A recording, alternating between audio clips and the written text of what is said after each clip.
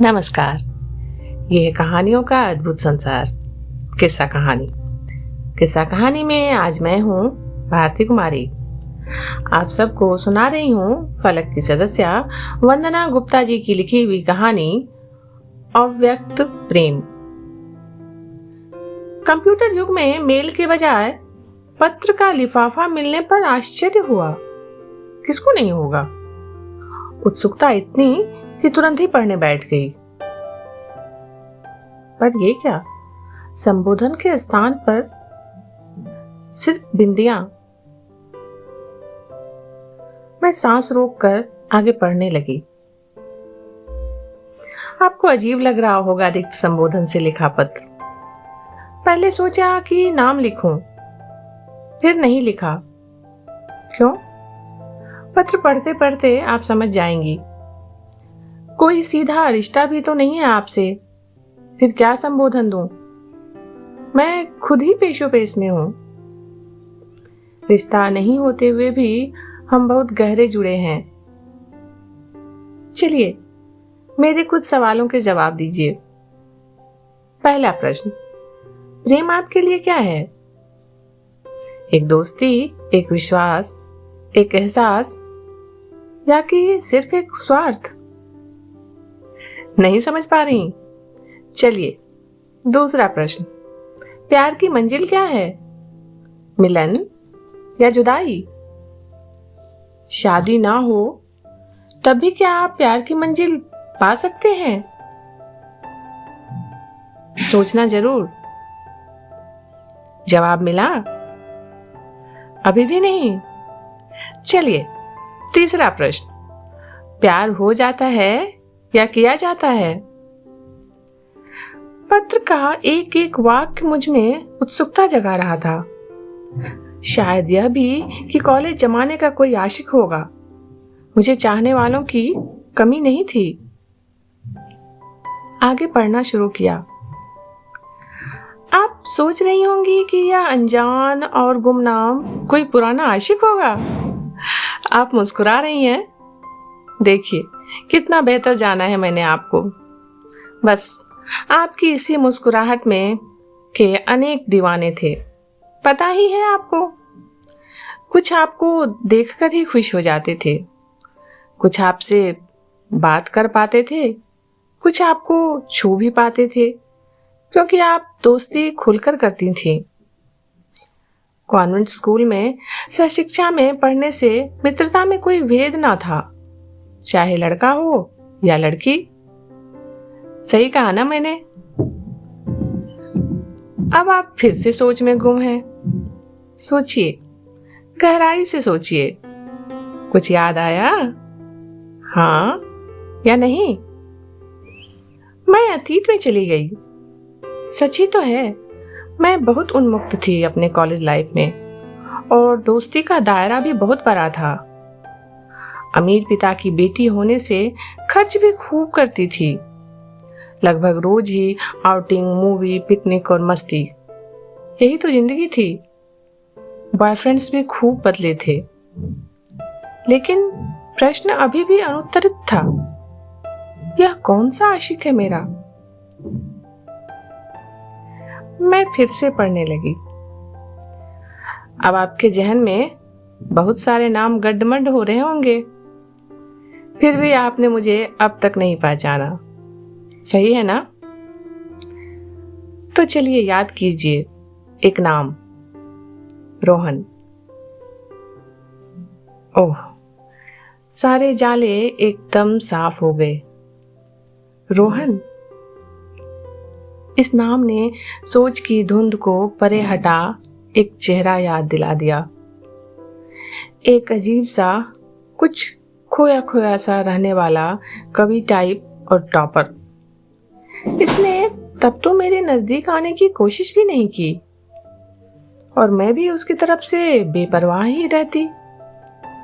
किंतु सब कहते कि उसकी कविताएं सिर्फ मेरे गिर्द ही घूमती थीं। मैं भी उसकी कविताओं में रुचि लेने लगी। मुझे भी लगा कि वह मेरे लिए लिख रहा था, क्योंकि उसकी हर कविता में मेरा नाम जरूर आता था।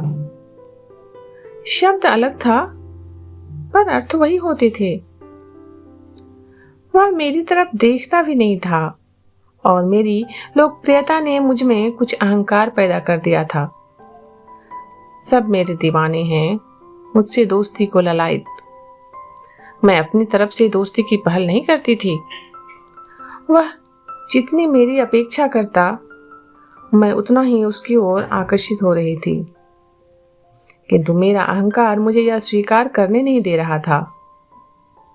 मुझे पता था कि मुझ पर कविताएं लिखने वाला ज्यादा दिन मेरे आकर्षण से बच नहीं पाएगा, और मैं इंतजार करती रही कि वह मेरी तरफ देखे।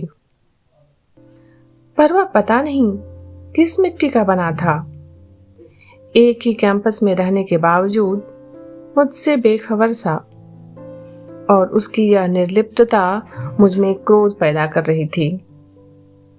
इसी उहापोह में फाइनल परीक्षा हो गई। फिर सब अपनी नई जिंदगी में व्यस्त। पर रोहन जरूर एक प्रश्न चिन्ह की तरह मेरे दिल दिमाग में बहुत समय तक काबिज रहा। वक्त के साथ उसकी याद भी धुंधली हो गई। अब उम्र की संध्या बेला में मुझे याद करने का क्या प्रयोजन। अपनी जीत पर खुश होते हुए मैंने आगे पढ़ना शुरू किया। आप अभी भी गलत सोच रही हैं, मैं रोहन नहीं हूं। अब आप पेशोपेश में हैं। चलिए कुछ और संकेत समझिए। मैंने नापसंद होते हुए भी बहुधा नीला रंग पहना है, क्योंकि वह आपका फेवरेट कलर है। मुझे हमेशा नीला रंग उदास कर देता था। ना, आपकी याद में नहीं, क्योंकि आपको तो कुछ दिन पहले ही जाना है मैंने, और जानने के बाद अभी तक स्तब्ध हूं। अब मेरा सिर घूमने लगा है कि यह क्या चक्कर है। कौन है ये? मेरे बारे में इतना सब कुछ पता है और मुझे कुछ दिन पहले ही जाना। सांस रुक सी गई आगे पढ़ने में। फिर भी पढ़ना तो है। आप जानती हैं ना, सूरज और चांद कभी मिलते नहीं, पर चांद जगमगाता तो सूरज की रोशनी से ही है। चलिए अब अपना परिचय देती हूँ। मैं चंदा हूँ, रोहन की पत्नी। रोहन से शादी करके मैं बहुत खुश थी। भरपूर प्यार किया उसने मुझे, कोई गिला शिकवा नहीं। किंतु उसके जाने के बाद उसकी डायरी से जाना कि उसकी जिंदगी में तो सविता ही थी। चंदा थी, पर सविता के खोल में। आपकी पसंद नापसंद सबको जिया है मैंने। आपके हिस्से का प्यार पाया है मैंने। बेहद निजी अंतरंग पलों में भी उसके मुंह से सभी सुनकर मैं नाराज होती तो वह बहला देता, और मैं भी कवि मन की कल्पना की नायिका समझकर भुला देती। पर अब पता चला कि मैंने वो जिंदगी जी जो मेरी थी ही नहीं। आपने तो कितना कुछ पाए बिना ही खो दिया। और रोहन, उसने प्यार आपसे किया पर कभी कह नहीं पाया। फिर भी अपने प्यार को पूरी जिंदगी जिया। अब बताइए, प्रेम की क्या यही परिभाषा है? उत्तर मिले तो बताइएगा जरूर। चंदा, ना, रोहन की सविता। पत्र पढ़कर मैं स्तब्ध रह गई। सही तो कह रही है चंदा। अनजान होते हुए भी अव्यक्त प्रेम ने हम दोनों को एक रिश्ते से बांध रखा है। कौन सा रिश्ता है ये? संबंधों से परे, दोस्ती से परे, यहाँ तक कि जिंदगी से भी परे, सारी सीमाओं से परे, फिर भी एक दूसरे में समाया हुआ, एक दूसरे को जीता हुआ। ये कहानी इतनी ही। अभी आप सुन रहे थे भारती कुमारी की आवाज में वंदना गुप्ता जी की लिखी हुई कहानी अव्यक्त प्रेम। मिलते हैं फिर नई कहानी के साथ आप जुड़े रहिए किस्सा कहानी से।